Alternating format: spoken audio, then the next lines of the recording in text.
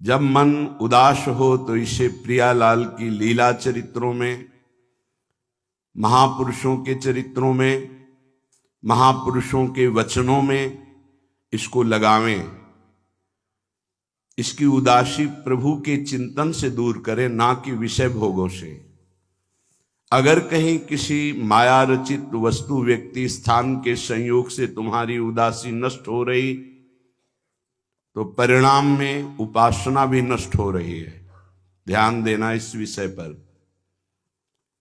चाहे वो रसेंद्री का विषय हो, जनेन्द्री का हो, नेत्रेंद्री का, घ्राणेन्द्री का, त्वगेन्द्री का, शब्द, स्पर्श, रूप, रसगंध, यदि ये प्रियालाल से विलग करके भोगे जाएं तो उपासना को ढक देते हैं, पश्चाताप पैदा होता है, हृदय ग्लानि से भर जाता है, जो सहज आनंद है वो ढक जाता है। इसे अच्छे से हृदय में बैठा लीजिए। जब मन निराश और उदास हो तो अध्यात्म के द्वारा इसको आनंदित करें।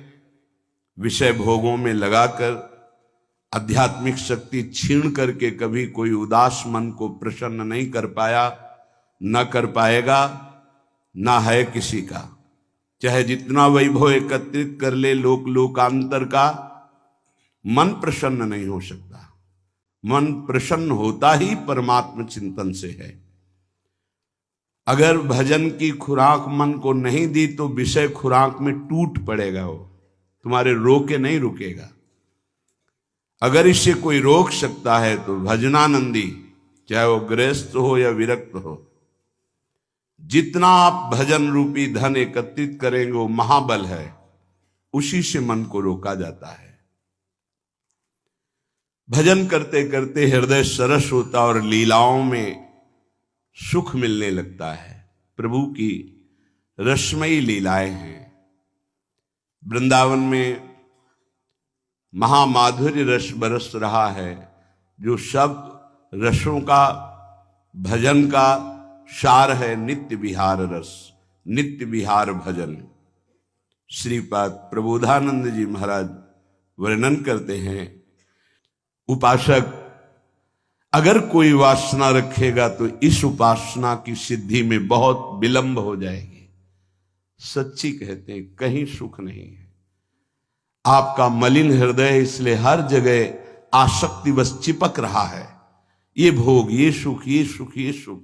सच्ची कहते हैं, निर्मल हृदय से अगर आप देखोगे तो इस माया रचित बनावटी संसार में सुख कहाँ है। किसी को भी मिला होता आज तक तो इतिहास में, शास्त्र में कोई लिख देता मैं परम सुखी हो गया। कहीं सुख नहीं। आप अपने जीवन को साक्षी करके देखिए। आप अपने हृदय के न्यायाधीश बनिए और बोलिए आज तक आपको किस भोग में सुख मिला। तत्कालिक आपकी तन्मयता के कारण आपको लगता है कि मैं भोग रहा हूं अमुक पदार्थ, अमुक भोग, उसमें सुख है, लेकिन थोड़ी ही देर बाद फिर आप निर्णय कीजिए जो आपने भोगा वो क्या था। फिर और थोड़ी देर बाद तो आप देखेंगे नवीन तृष्णा पैदा हो गई पुनः भोगने की, कि अभी तो अनुभव नहीं हुआ, एक बार फिर देखता हूं। इसका मतलब वहां सुख नहीं है। इसलिए पूज्यपाद श्री उड़िया बाबा जी महाराज कहते हैं, अय उपासक, मन में यदि कोई वासना रखोगे तो तुम्हारा पुनर्जन्म निश्चित है।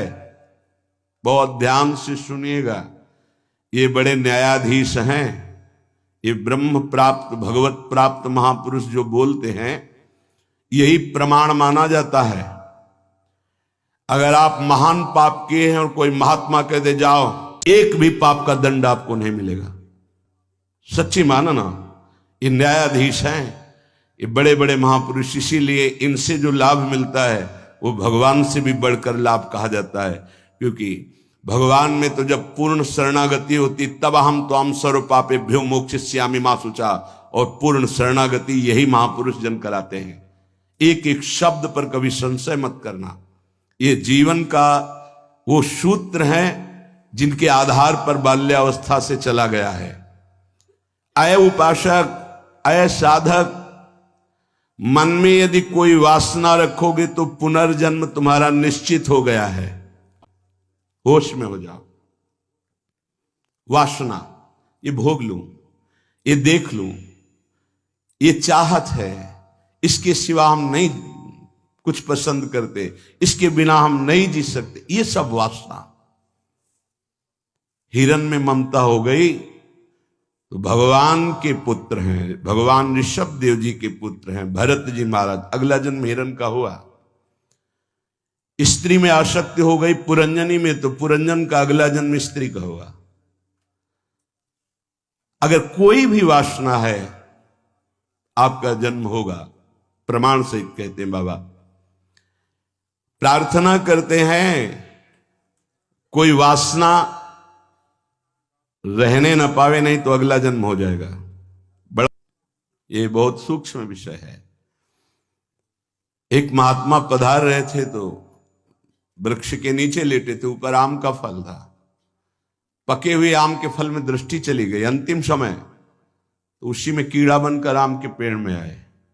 शिष्य समर्थ थे, उनको ध्यान के द्वारा जब पता चला तो उन्होंने फिर भजन बल से अपने गुरु जी का उद्धार किया। कई बार ऐसा देखा गया है कि शिष्य के द्वारा गुरु को भगवत साक्षात्कार होता है। सुतीक्ष्ण जी को पहले से ठाकुर जी का साक्षात्कार हुआ, साथ लेकर फिर अपने गुरु जी के पास साक्षात्कार करवाने प्रभु को गए। बड़ी महिमा है भजन की। गुरु प्रदत्त भजन से बड़ी सामर्थ्य शिष्यों में जागृत हो जाती है। विश्वास करो, विश्वास करो, बाबा 2 बार कह रहे हैं। जो कह रहे हैं उस पर विश्वास करो। कोई वासना मत रहने दो, ढूंढ ढूंढ करके वासना को नष्ट कर दो। तुमसे ना नष्ट होती हो तो गुरुजनों के सामने रख दो, प्रभु के सामने रख दो, प्रभु इस वासना को नष्ट कर दो।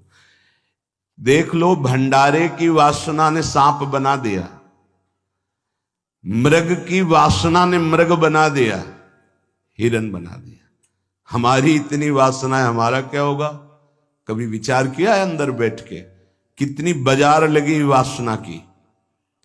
ये सब वासनाएं कट जाएंगी यदि एक सूत्र रख लो, श्री जी की इच्छा।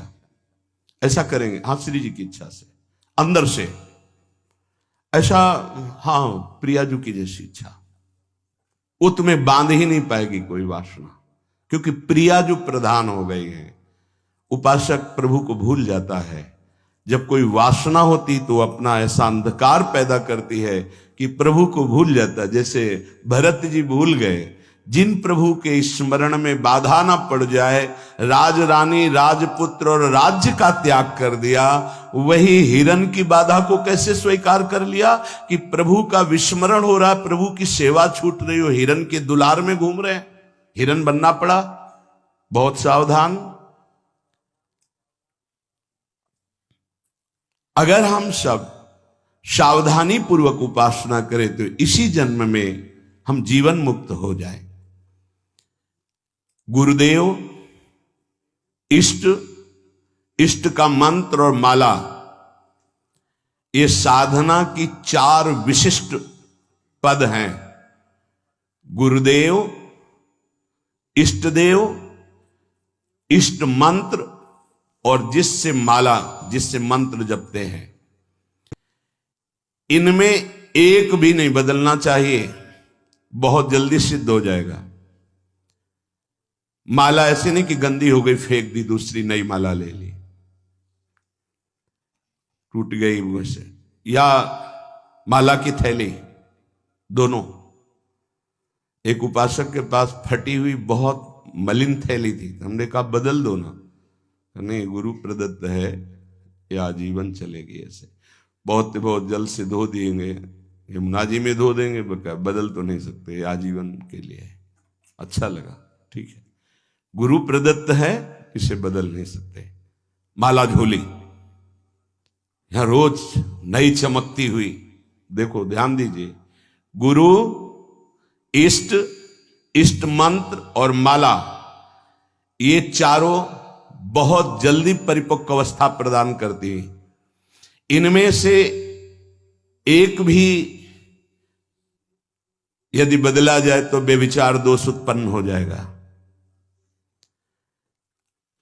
गुरु, इष्टदेव, इष्ट मंत्र तो मंत्र जपने की माला और माला झोली सहित, इसे खिलवाड़ ना समझे। यदि तुम किसी की माला चुरा लेते हो तो कभी तुम्हें उसके जपे हुए का फल नहीं मिलेगा। और यदि तुम्हारी माला कोई गिर जाए, भूल जाए, कोई चुरा ले, तो तुम्हारे आधे भजन का प्रभाव निष्फल कर दिया जाएगा। ये न्यायाधीश बोल रहे हैं। माला प्राणों से भी अधिक प्यारी रखी जाती है। ऐसे नहीं कि जहां मन आया वहां रख दिया, नहीं, सदैव अपनी छाती से माला लगा के रखी जाती है। अगर कोई बात करनी, कोई सेवा करनी, तो माला को यहां ऐसे रख लिया, गले में डाल लिया कि नहीं। अब कुछ लोग ऐसे नहीं रखी जाती। अगर माला रखना भी है तो उसके नीचे आसन होना चाहिए, उससे हम मंत्र जपते, खिलवाड़ नहीं। यदि चोरी चली गई तो भी आपका आधा भजन निष्फल हो जाएगा। और चुराने वाले को कभी भी जितना जप करेगा उसका फल नहीं मिलेगा। किसी की माला से जप नहीं करना चाहिए। मिली हुई माला को जहां मिले वहां सम्मान से टांग दो, कभी लौटेगा वो तो ले लेगा। कभी माला पड़ी हुई उठाना नहीं चाहिए, लेना नहीं चाहिए, उससे कुछ लाभ आपको मिलेगा नहीं। अगर यहां माला पड़ी है तो यही टांग दो, जिसकी माला है अगर वो वापस आएगा तो वहां मिल जाएगी उसको। कभी आप किसी की माला से जप न करें। जो किसी की माला चुरा लेता है उसकी कभी आध्यात्मिक उन्नति उससे नहीं हो सकती। माला, झोली, इष्ट मंत्र, गुरुदेव और इष्ट देव आजीवन एक ही रखे, बदलाव न करे।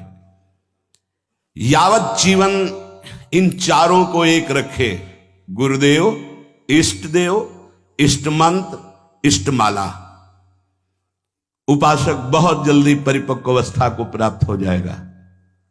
ये बातें बड़ी गूढ़ हैं, ये आध्यात्मिक सत्संग, इसलिए आपको सुनने को मिल रही है।